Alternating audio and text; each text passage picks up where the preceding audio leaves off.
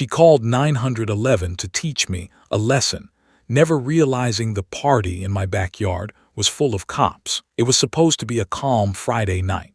Just a few old friends, a grill, and stories that only make sense when you've worn the same badge for years. My backyard wasn't loud. No music shaking windows. No blocked driveways. Just laughter, burgers, and the occasional clink of bottles. I had just moved into the neighborhood 2 months earlier.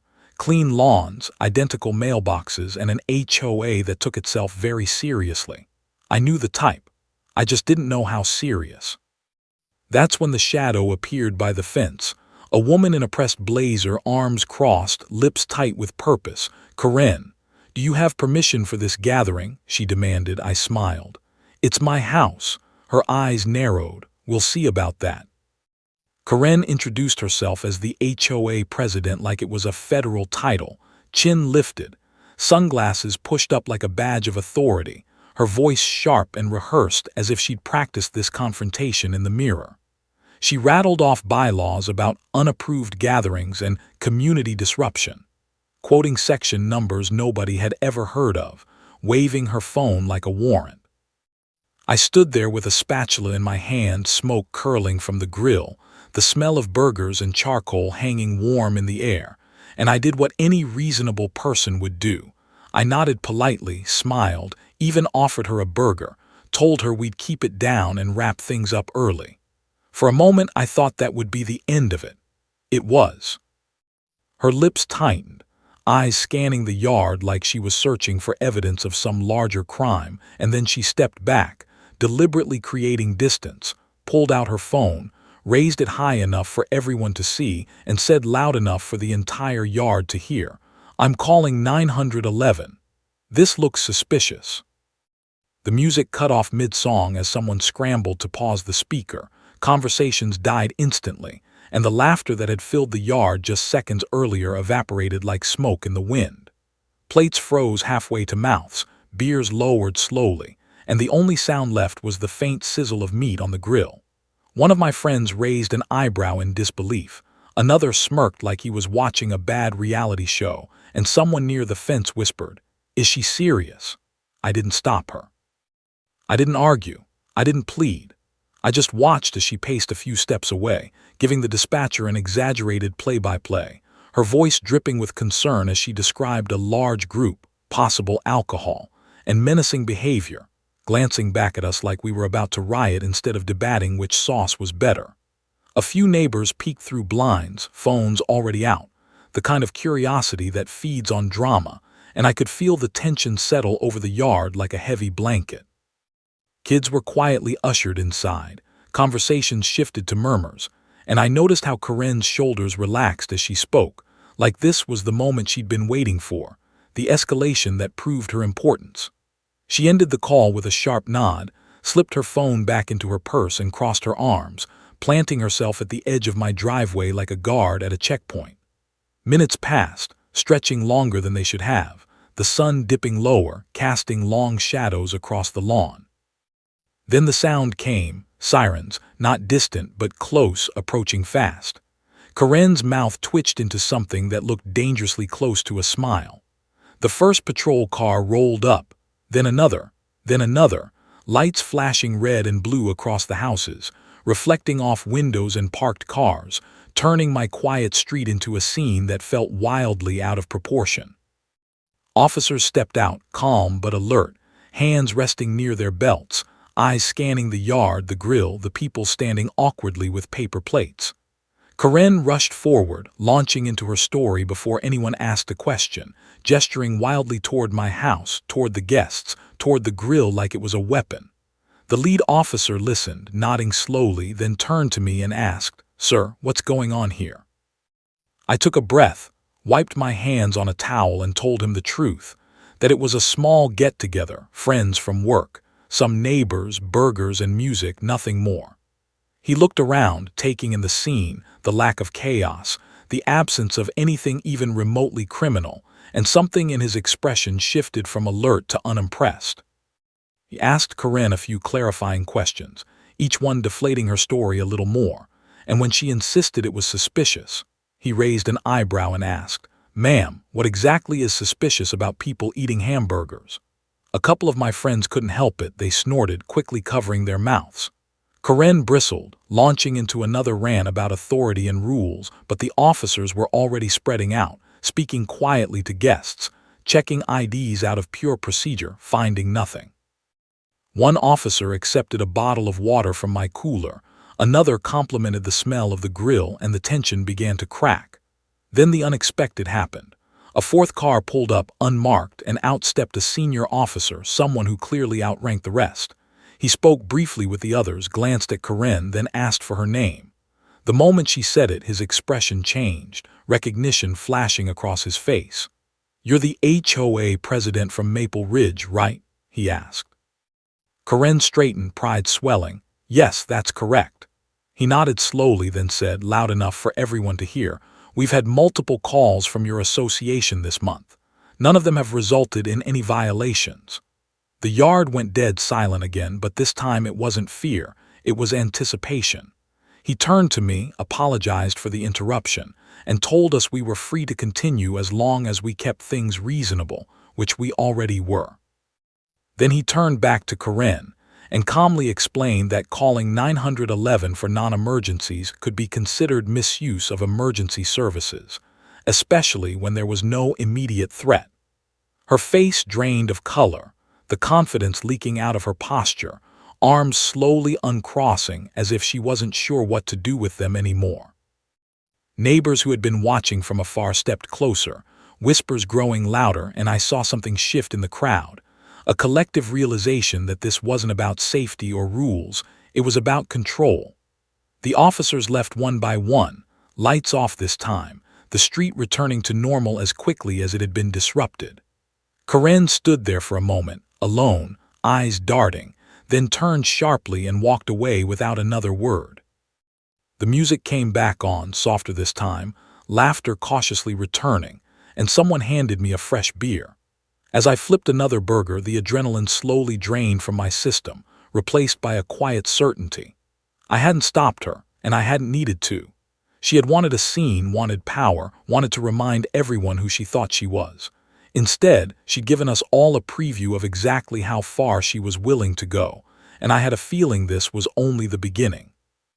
Karen paced dramatically as she spoke to the dispatcher, heels clicking against my driveway like a metronome, counting down to something she believed would end in her victory. She made sure to stay within eyesight, turning her body just enough so we could all see her face, her expressions exaggerated, her free hand slicing the air for emphasis like she was performing for an invisible audience. "There's a group of men drinking," she said loudly, too loudly, her eyes locking onto mine as if daring me to interrupt, acting aggressive, possibly gang-related. She paused, listening, then nodded with grave seriousness. "Yes, I'm very concerned for the safety of the neighborhood." I glanced around my yard, 6 people, 6 grown men standing around a grill and a folding table, lawn chairs, paper plates, a cooler. Laughter that had gone quiet but hadn't disappeared entirely, it had just changed tone, sharpened into something alert. Every single one of them owned their home. Every single one of them paid taxes in this city. And every single one of them, including me, was an off-duty police officer from 3 different departments: city, county, state. The irony was so thick it almost felt staged. Karen continued packing, nodding again, lowering her voice as if sharing classified intelligence. "Yes, they're refusing to disperse. One of them is staring at me right now." That would be me. I gave her a small, polite wave.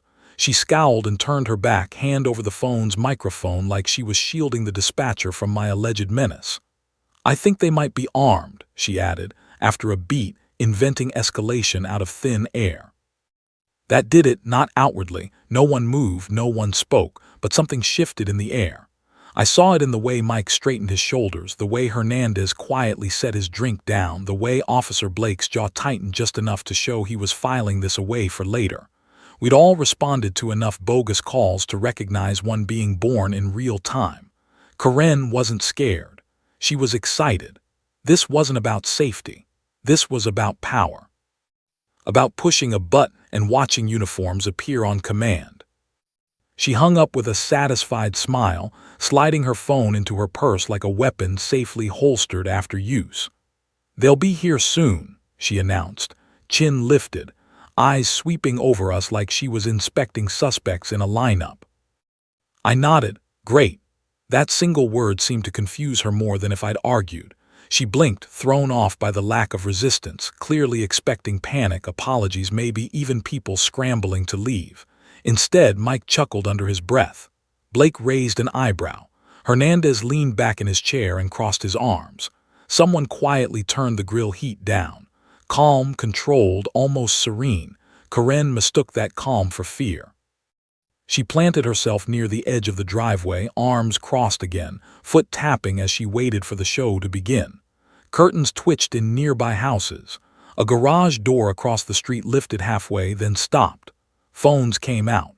Neighbors sensed drama the way sharks sense blood. Karen noticed them too, and her posture subtly shifted, chest out, shoulders back. This was her stage now. "You know," she said loudly, addressing no one in particular, "HOA rules exist for a reason. People think they can just do whatever they want." Her eyes flicked to us. "But order matters." I took a slow sip of my drink. "Sure does." Minutes stretched. The sun dipped lower, throwing long shadows across the lawn. Somewhere down the block, a dog barked. Karen checked her watch, then her phone, impatience creeping into her expression. She hadn't anticipated the waiting. Power fantasies rarely include boredom. Then the sirens started, not distant. Close. Karen's head snapped up. A smile crept across her face before she could stop it.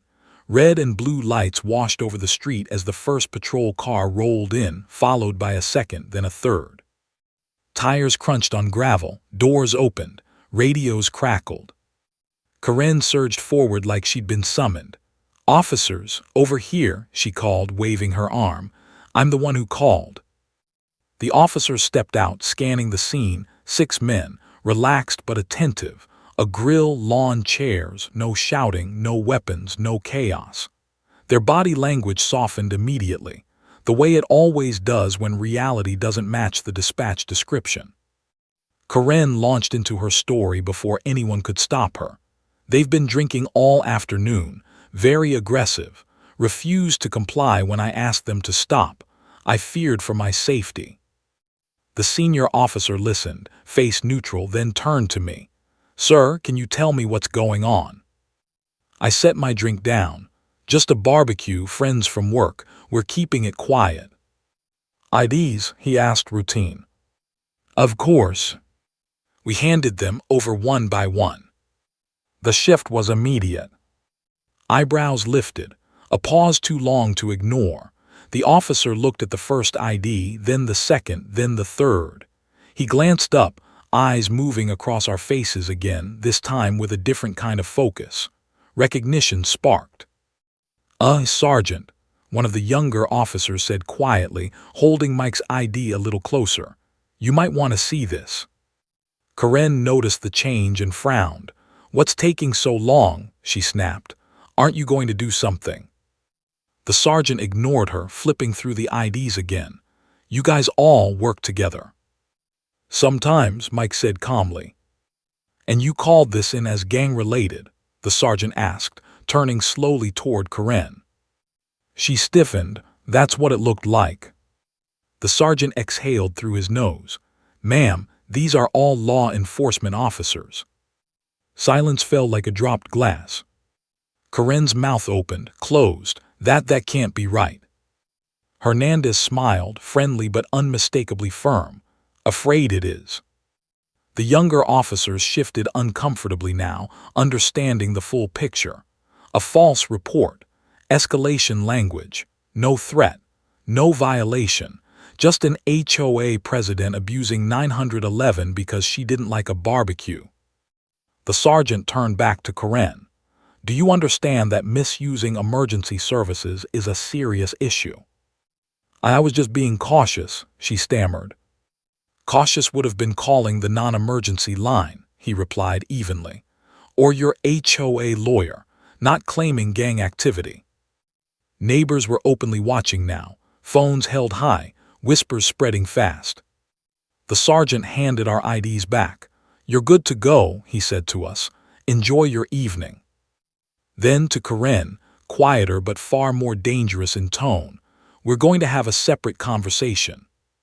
Her confident posture collapsed inward, shoulders drawing tight, color draining from her face. The power she'd been so sure of slipped through her fingers in real time. As the officers pulled her aside, Mike leaned toward me and murmured, "Well, that escalated poorly for her." I looked at Karen. No longer center stage, no longer in control, just another resident being questioned on a sidewalk she thought she owned. I picked up my drink again. This wasn't the end. It was the moment everything turned. 10 minutes later, patrol cars rolled in one by one, tires crunching against the curb, engines idling low and authoritative, red and blue lights washing over the houses and turning familiar walls into flashing backdrops of chaos and spectacle.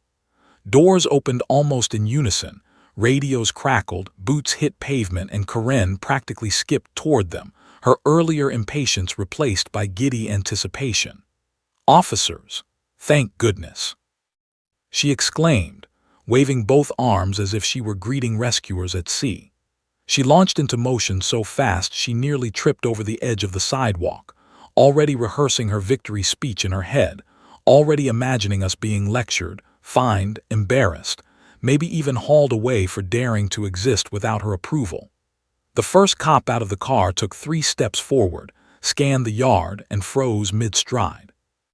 His posture shifted instantly, tension draining out of him like air from a punctured tire. Hey, Mike," he said, voice caught halfway between confusion and disbelief. The entire scene stalled for half a second like a scratched record. Another officer leaned forward, squinting past him, eyes narrowing as he focused on the group by the grill. "Wait, is that Tors?" he asked, taking another step closer, head tilting as recognition clicked into place. A beat passed. Then someone laughed, not a chuckle. A full, genuine laugh that cut straight through the tension Karen had so carefully cultivated. "No way," another officer said, shaking his head. "I knew I smelled good barbecue." Badges came out, not aggressively, not for inspection, but casually, almost instinctively, hands flipping leather open in a familiar, friendly motion.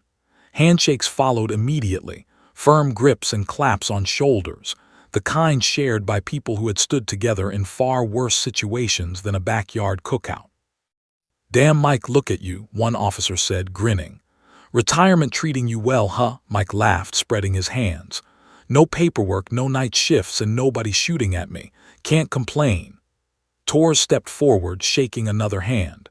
"You still owe me $20 from that training bet," he added, and the officer groaned, rolling his eyes. Laughter spread, easy and unforced, bouncing off the houses, drifting down the street where neighbors were now openly standing on their lawns pretending not to stare. Someone else called out, "I heard you finally learned how to grill without burning everything," and Mike shot back, "Says the guy who set off the fire alarm at the precinct." The scene had transformed completely, authority melting into camaraderie, uniforms blending into old friendships. The flashing lights now nothing more than background decoration to a reunion Karen had never imagined. She stood frozen a few feet away, her smile collapsing in real time, the confident curve of her lips twitching, flattening, then dropping entirely as reality caught up with her fantasy. Her eyes darted from face to face, searching desperately for outrage, for handcuffs, for someone to take control the way she'd expected. Instead, she saw grins, heard jokes, watched officers accept bottles of water, lean against cars, breathe easy. "You kidding me?" one of the cops said, glancing around. "This is the aggressive gathering," another shook his head. Dispatch said possible gang activity.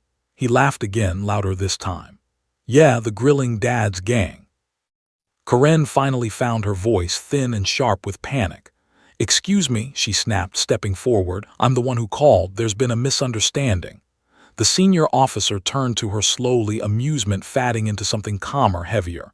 "Ma'am," he said evenly, "what exactly did you report?" She opened her mouth, then closed it, then tried again. "They were drinking, acting threatening. I felt unsafe." The officer glanced back at Mike, at Tors, at the rest of us, all standing relaxed, hands visible, expressions neutral but attentive. "These men?" he asked. Karen nodded too quickly. "Yes," he sighed, rubbing a hand over his face. "Ma'am, half the people here trained me when I was a rookie." Her face went pale. Around us the joking quieted, replaced by a low, curious silence as everyone sensed the pivot. Neighbors leaned closer. Phones rose higher. The senior officer continued, voice firm but controlled. "You understand that calling 911 and reporting false or exaggerated threats isn't a joke." Karen's shoulders tightened. "I was just enforcing HOA rules," she insisted, grasping for the authority that had always protected her before. "I'm the HOA president." That earned a few raised eyebrows. One officer muttered, "That explains a lot," under his breath. The senior officer nodded once. "HOA authority doesn't extend to emergency services." He gestured toward the yard. "This is a lawful gathering, no noise violation, no disturbance, no threat." Karen's lips trembled, but they wouldn't listen to me. Mike finally spoke, his tone calm, almost gentle. "You didn't ask us to leave, Karen, you called the cops." The use of her first name landed harder than any accusation. The officer turned back to her. "We're going to need to document this call," he said. "And we're going to have a conversation about misuse of emergency resources." Karen looked around, realizing for the first time that the audience she'd summoned was no longer on her side. The power had shifted, clean and irreversible. Laughter slowly returned to the yard, softer now, edged with something else, satisfaction maybe, or relief. Someone cracked open another drink. The grill hissed as a burger flipped. The blue lights still flashed, but they no longer belonged to her story. They never had. A sergeant stepped forward, his movements calm, deliberate, the kind that came from years of experience dealing with situations far messier than a suburban driveway power play. He stopped in front of Karen, not too close, not aggressive, just close enough that she couldn't pretend this conversation wasn't happening. "Ma'am," he said evenly, "you called 911. Karen straightened reflexively, clutching her purse like a shield. "Yes. These men are all law enforcement," he finished for her without raising his voice. The words landed hard. Her face drained of color so fast it was almost impressive, the confident flush replaced by a sickly pale that crept from her cheeks to her lips. Her mouth opened, but no sound came out at first, just a quiet intake of breath as her brain scrambled to catch up with reality. Around us, the street had gone eerily quiet again, neighbors frozen in place, phones hovering, everyone sensing they were witnessing the moment where the story changed direction for good. The sergeant turned slightly and nodded to one of the officers, who pulled out a tablet. "Let's read back the dispatcher report," the sergeant said, his tone professional, almost bored, like he'd done this 100 times before. The officer cleared his throat and began, voice clear and unmistakable. "Caller reports a group of men drinking in the front yard, describes behavior as aggressive, possible gang-related activity. Caller states she feels threatened and unsafe." Each word seemed to push Karen back an inch, her shoulders curling inward, her earlier authority evaporating in real time. The sergeant let the silence stretch after the reading ended, giving the weight of it time to settle. "Ma'am," he said finally, rubbing his temple, "do you understand what you reported?" Karen swallowed hard. I was just explaining how it looked." "How it looked to you," he replied calmly, "is very different from what you told emergency services." She shook her head quickly, desperation creeping into her voice. "I was enforcing HOA rules. Unapproved gatherings, noise, community safety. I have a responsibility." The sergeant's expression didn't change, but something in his eyes hardened. "That's not what 911 is for." He gestured around the yard, the grill, the lawn chairs, the relaxed posture of 6 men who had spent their careers responding to actual danger. HOA bylaws don't override emergency systems. You don't get to escalate a civil issue into a criminal one because you don't like what you see. Karen's fingers trembled as she tightened her grip on her purse strap. "I felt threatened," she insisted weakly. One of the officers nearby shifted, unable to help himself. "By hamburgers." He muttered, earning a few quiet snorts before the sergeant shot him a look. Karen heard it anyway, her face flushing again, this time with humiliation. "This is ridiculous," she snapped, trying to claw back control. "They were drinking, that's dangerous." The sergeant nodded once. "Drinking isn't illegal, lying to a dispatcher is." That sentence hit like a gavel. Karen blinked rapidly. "I didn't lie." The sergeant turned the tablet slightly so she could see it. "You said gang-related. You said aggressive. You said threatening. Words matter, ma'am, especially when they send armed officers to a scene." Her voice dropped to a whisper. "I didn't mean it like that. But that's how it went out over the radio," he replied. "And that's how officers arrived expecting violence." He glanced back at us briefly, then returned his attention to her. "Do you understand how dangerous that can be?" Karen shook her head slowly, tears threatening now, the reality finally cracking through her arrogance. "I just wanted them to stop." "Then you call non-emergency," he said, "or your HOA attorney, or knock on the door and have an actual conversation. You don't weaponize fear." Around us, murmurs spread through the small crowd of neighbors, the story already mutating, already turning against her. Someone whispered, "She said gang-related." Another shook their head. "That's messed up." Karen seemed to hear it all, her confidence crumbling under the collective judgment. "What happens now?" she asked, voice barely audible. The sergeant sighed again, not angrily but with the weariness of someone who hated paperwork almost as much as he hated seeing authority abused. "Now we document the call. We note the discrepancy between the report and the reality, and we make it very clear that this can't happen again." She looked up sharply. "Am I being arrested?" For a moment, no one spoke. The sergeant studied her, weighing something only he could see. "Not tonight," he said finally. "But understand this, false reporting is a crime. You're lucky no one got hurt responding to your imagination." Karen sagged slightly, relief and shame crashing together, her earlier posture completely gone. The sergeant stepped back, his voice firm as he concluded, "This isn't about HOA rules anymore. The real problem here is abuse of authority, and that's something we take very seriously." As he turned away, the meaning of his words hung heavy in the air.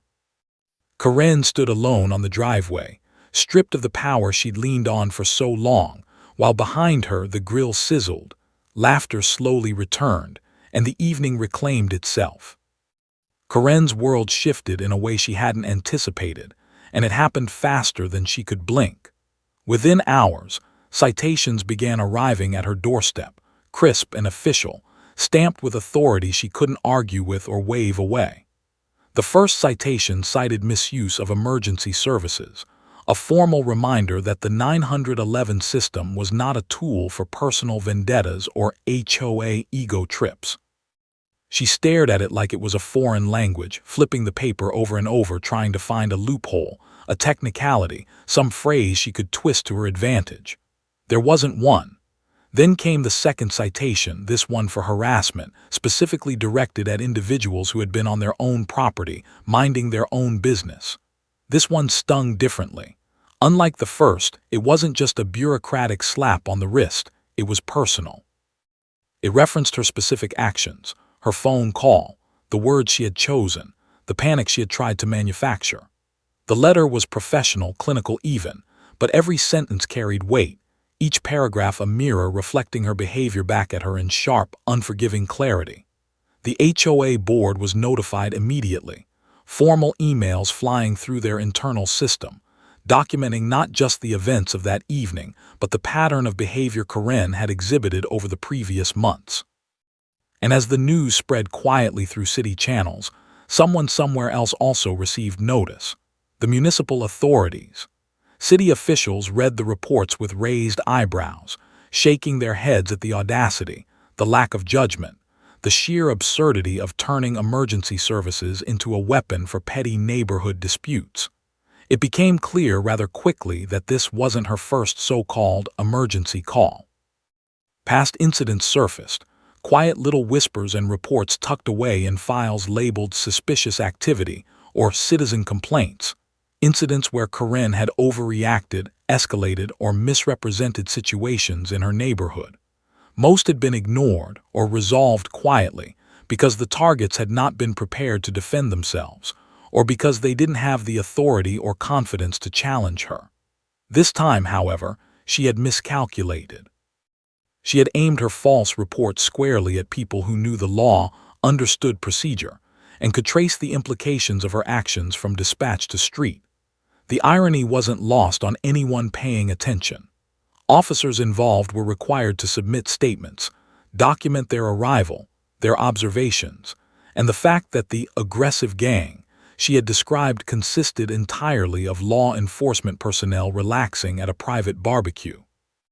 Emails flew between precincts, connecting dots that no one outside the situation could have imagined.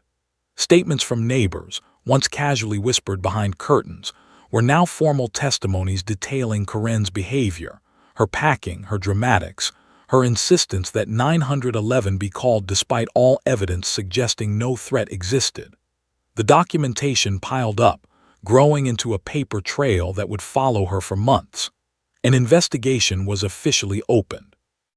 Investigators, both internal and city-affiliated, began combing through complaints, phone logs, HOA records, and emails. Each call Corinne had ever made was being examined under a microscope. Every exaggeration, every claim, every attempt to leverage her HOA position into authority beyond her actual power was being cataloged. Investigators interviewed witnesses, neighbors, and even friends who had previously remained silent. Each interview added more color, more detail, and more evidence that Corinne's pattern was persistent and escalating. Internal memos noted the potential liability for the HOA, the city, and anyone connected to her decisions.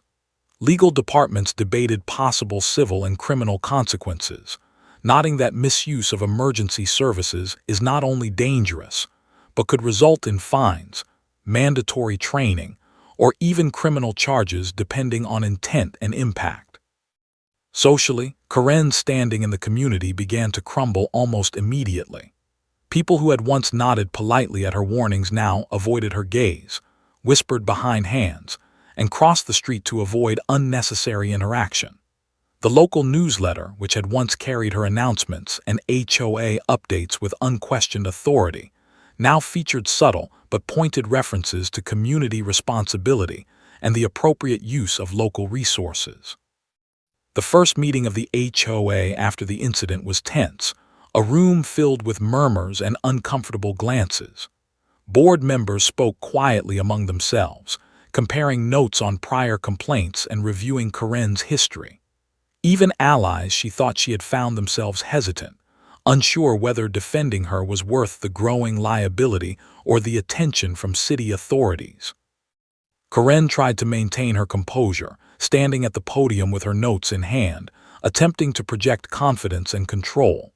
But the weight of the citations, the city notifications, and the whispers of the investigation hung over her like a storm cloud.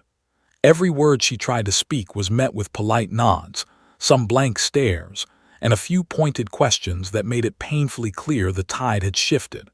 Outside, the neighborhood began to whisper in a new way. Conversations that had once been casual now included the incident, each retelling painting Corinne as overly dramatic, reckless, and dangerously unaware of the real responsibilities of her position. Social media, though quiet initially, began to reflect the growing awareness. Subtle comments on HOA group pages, neighbors sharing news articles about proper emergency call procedures, and discussions about accountability began to circulate, adding public pressure to the formal investigations.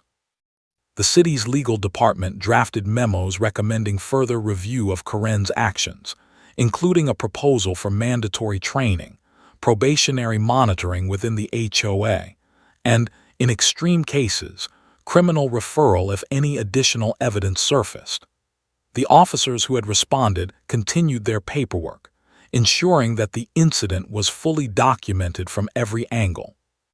Mike, Torres, Hernandez, and Blake, each of them veterans in their respective departments, knew this would serve as a case study one day, a textbook example of escalation, misuse of authority, and the consequences of misunderstanding power.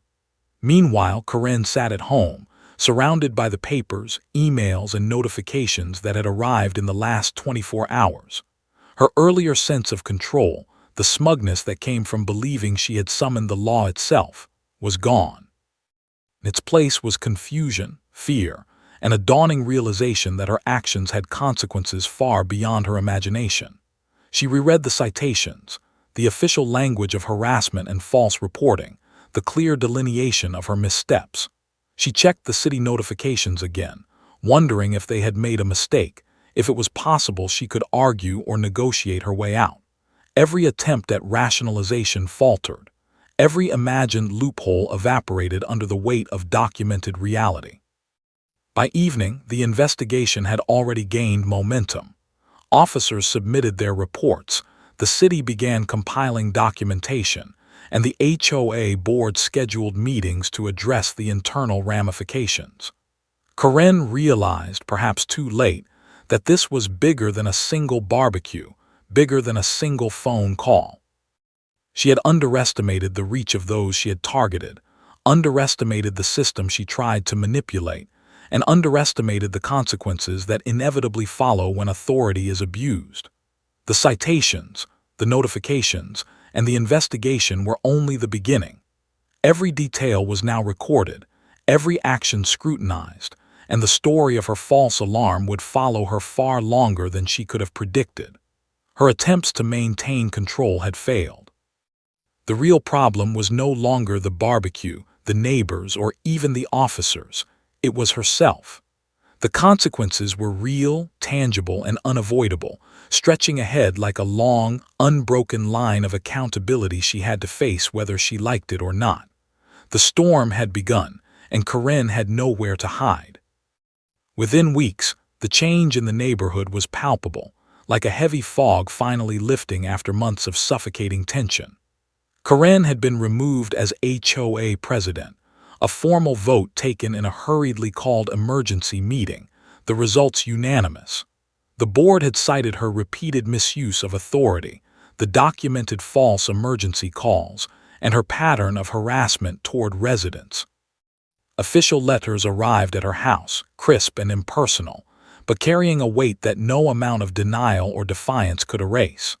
Her name, once spoken with a mixture of fear and respect in neighborhood conversations, was now whispered with incredulity or replaced entirely with silence. The new HOA leadership, a committee of calm, reasonable residents, immediately issued clear, legally grounded rules. Unlike Karen's vague and arbitrary pronouncements, these regulations were precise, written to prevent abuse, and aligned strictly with municipal law. Every homeowner received copies in the mail, complete with explanations, points of contact, and a reminder that civil disputes would be handled through proper channels, not 911. The neighborhood seemed to breathe collectively, exhaling months of pent-up stress. People who had once tiptoed past Karen's lawn, careful not to appear disruptive or to draw her attention, now walked freely, heads held high, waving at neighbors with genuine smiles. Morning joggers no longer glanced nervously over their shoulders, and children rode bikes without hesitation, laughter spilling into the streets without fear of being reprimanded or reported. Conversations at fences, porches, and front lawns grew more frequent, friendly, and open. Neighbors greeted each other with warmth instead of caution, and small gatherings became spontaneous and relaxed, unburdened by invisible rules that had once loomed over every interaction. It was a subtle but profound shift. Mailboxes were no longer sources of anxiety. HOA letters came with clarity, not veiled threats. Community meetings were structured, informative, and most importantly, safe for open discussion. The tension that had once been a constant hum in the background, the silent, watchful eyes, the unspoken threat of arbitrary enforcement, had dissolved. Residents walked their dogs, mowed lawns, and repaired fences without the lingering feeling of surveillance. The local kids, once careful about loud play, now ran across yards freely, voices ringing, bicycles clattering down sidewalks, while parents watched from open windows or porches without worry. The change affected even the tone of casual exchanges. Greetings were no longer perfunctory or cautious. Smiles were genuine, conversations full of small talk, advice, shared stories. The subtle dance of avoiding Karen's scrutiny was over, replaced by a genuine community rhythm, spontaneous and warm. The street itself seemed to reflect the transformation. Lawns that had been meticulously groomed under threat of criticism now showed small patches of wildflowers and garden creativity, personal expression no longer subject to her rigid and arbitrary enforcement. Porches were decorated, flags hung freely, and lights blinked in celebration of personal style rather than HOA approval. Even the air seemed lighter. Morning smelled less like tension and more like fresh coffee and cut grass. The sounds of the neighborhood, children laughing, dogs barking, bicycles clattering, were no longer punctuated by the fear of a confrontation. The change in dynamics went beyond simple relaxation. It fostered a renewed sense of ownership and pride. People who had been hesitant to engage with neighbors now did so openly. Spontaneous barbecues, book clubs, and street parties returned, encouraged rather than policed. The bonds that had been strained under Karen's regime began to strengthen, small gestures accumulating into a renewed feeling of community. Local businesses noticed the difference too. Deliveries were met with friendly faces instead of wary stares. Yard service workers were greeted without suspicion. The subtle ripple effects of removing one tyrant spread through the microcosm of the neighborhood, creating a culture of civility and mutual respect. Karen, meanwhile, had retreated from the public eye. Her removal and the accompanying citations had forced her into a quiet exile of reputation and credibility. Attempts to rally support were met with polite dismissal, the weight of documented behavior and community consensus overpowering any personal charisma she once wielded. Those who had once feared her now spoke openly about past incidents, sharing stories, laughter, and incredulity at the level of control she had attempted. Her name became a cautionary tale, a reference point for discussions on authority, civility, and the dangers of letting ego drive power. The HOA board implemented follow-up protocols, ensuring that residents had multiple avenues for legitimate complaints and concerns. Communication channels were transparent, records accessible, and dispute resolution was formalized to prevent future abuse. Legal oversight ensured compliance with city regulations, and residents were encouraged to participate in governance actively, rather than fear it. For the first time in years, the neighborhood functioned as a true community, rather than a patchwork of properties under the shadow of intimidation. Smiles were easy, waves genuine, and conversations flowed freely. Children's laughter echoed without anxiety. Barbecues, once fraught with potential conflict, became joyous occasions again, shared across fences with neighbors exchanging recipes, advice, and playful jokes. The sense of safety returned, not just physical but psychological, the kind that allows people to live without constant vigilance, without fear of arbitrary scrutiny. Small acts of kindness proliferated. Neighbors who had never met beyond polite nods began to help one another with projects, share meals, and celebrate holidays together. The neighborhood developed a rhythm of mutual respect and trust, reinforced by the clear boundaries established in the wake of Karen's removal. Even the tone of casual conversations reflected a subtle but pervasive relief. People spoke more openly, laughed more easily, and shared stories of mundane daily life without the fear of reprisal. The community had reclaimed its streets, its lawns, its barbecues, and its freedom. No more threats, no more intimidation. The blue lights of patrol cars were now a distant memory, associated not with fear but with a story everyone could recount with laughter, incredulity, and satisfaction. Karen's reign had ended, and with it, the oppressive atmosphere she had cultivated. The neighborhood thrived in the newfound normalcy, citizens connecting genuinely, voices raised in conversation instead of caution, eyes meeting across lawns without suspicion, hands waving freely. Life continued, but it was lighter, freer, and unmistakably better. We still meet on Fridays. It had become a rhythm, a ritual almost sacred in its simplicity.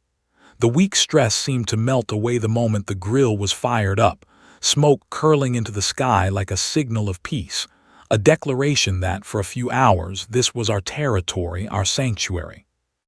The smell of sizzling meat, the sharp tang of barbecue sauce, and the subtle hint of toasted buns filled the air, an aromatic backdrop to laughter, conversation, and the occasional clink of bottles and glasses. The yard, once a tense stage under Corinne's gaze, had transformed into a theater of camaraderie, where stories, jokes, and playful insults were exchanged freely, punctuated by the occasional flipping of a burger or the careful brushing aside of stray embers. The same grill stood at the center of it all, a battered but reliable companion that had witnessed every argument, joke, and triumph over the past few months. Its blackened edges bore the marks of countless meals, each one a testament to resilience and quiet rebellion against unnecessary authority. Every time I set a burger down on the platter or lifted the spatula, I felt a quiet sense of justice, the kind that didn't require official recognition or headlines, just the knowledge that we had reclaimed our space, our peace, and our pride. Stories flowed easily now, unfiltered and unthreatened. Mike recounted an embarrassing mishap from the precinct involving a rogue raccoon and a stolen donut. Hernandez detailed a traffic stop that ended with an unlikely twist of good humor, and Torres shared anecdotes from training exercises that sounded almost unbelievable to the uninitiated. Laughter spilled freely, echoing down the street, mingling with the occasional bark of a dog or the squeal of a bicycle tire on the sidewalk. These were stories of life, of experience, of human imperfection celebrated rather than feared. Sometimes, new neighbors wandered over, curious about the noise, the smell, or the obvious camaraderie. They were always welcomed, offered plates and drinks, invited to pull up a chair and share their own stories. Some hesitated, unsure if this was allowed, if this was the kind of gathering that required whispered permission from an omnipresent HOA figure. I would wave them in, smile, and say, "You're welcome here." Most stayed, some returned the following week, and over time our group expanded in small but meaningful ways. Each addition brought new voices, new perspectives, and new laughter. The ritual had grown beyond a simple cookout. It had become a living testament to resilience, community, and the subtle yet profound consequences of standing up to misuse of power.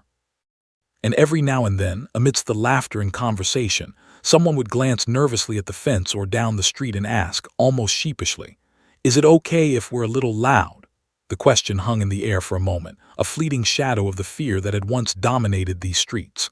I would set down the spatula, wipe my hands on a towel, and give them a reassuring smile, the kind that carries both warmth and history. "Don't worry," I would say, voice calm and certain. "We know who to call." The words were a quiet acknowledgement of the past, a subtle nod to the lessons learned, and a reminder that in this yard, authority had a different meaning now. It wasn't about fear, rules, or intimidation. It was about mutual respect, shared history, and the unspoken understanding that those who tried to manipulate power would always face consequences. We rotated tasks as the evening wore on, someone tending the grill, another chopping vegetables, someone else refilling drinks or clearing empty plates. Music played softly in the background, chosen by a consensus of tastes, from classic rock to jazz, country to old-school hip-hop. The air was filled with warmth, conversation, and the subtle background soundtrack of a community restored. Kids ran in loops around the yard, laughing, playing tag, occasionally darting between legs and chairs. Their joy was untainted by fear, uncurtailed by the looming shadow of authority. Parents watched from a distance, leaning on railings, chatting in low tones, exchanging knowing smiles. They had seen what this neighborhood could be under Corinne's influence, and now they were witnessing what it could be in its absence, a living, breathing space of freedom, laughter, and subtle triumph. Even the grill bore witness to the transformation. It had endured scorch marks, flames too high, the occasional flare-up, yet it remained steadfast, a symbol of continuity and resilience. Each burger that landed on the platter, each steak flipped, each bratwurst turned with careful precision was a celebration of our regained normalcy. Someone inevitably brought up the past incidents, the calls, the tension, Corinne's missteps, but these were told with laughter, incredulity, and a sense of closure. We recounted the stories not to dwell on anger but to mark the victory of justice, quiet, unassuming, and absolute. The rhythm of the evening remained consistent, Grilling, storytelling, laughter, checking on neighbors, welcoming newcomers, and occasionally pausing to appreciate the calm. The sky would shift from golden hues of sunset to deep blues, the first stars appearing as night settled over the street. The smell of cooking lingered, mingling with the cool evening air. Conversation slowed as the night deepened, stories became reflective, sometimes touching on broader life experiences, work, family, and the small victories that seemed insignificant elsewhere but monumental here. As the evening wound down, plates cleared, the last drinks poured, and the grill finally cooled, a shared satisfaction settled over the group. We had reclaimed our space, our peace, and our dignity. The sense of justice wasn't loud or flashy. It was quiet, pervasive, and enduring. As neighbors began to leave, new friends made plans for the following week, laughter trailing down the street like a promise. Someone would pause at the gate, look back, and with a sly grin ask again, "Are we allowed to be loud?" And I would smile, remembering every absurd, tense, and triumphant moment that had led to this freedom, every misuse of power, every false alarm, every blue light that had illuminated the path to justice. "Don't worry," I would say, voice calm, certain, and carrying the weight of experience. "We know who to call." The words hung in the warm night air, a quiet testament to victory, community, and the subtle, enduring power of standing up for what's right. And as the street grew quiet, the lights dimmed, and the last guests departed, the grill's faint smoke curling skyward, I felt it in the air. Backyard justice wasn't about confrontation anymore.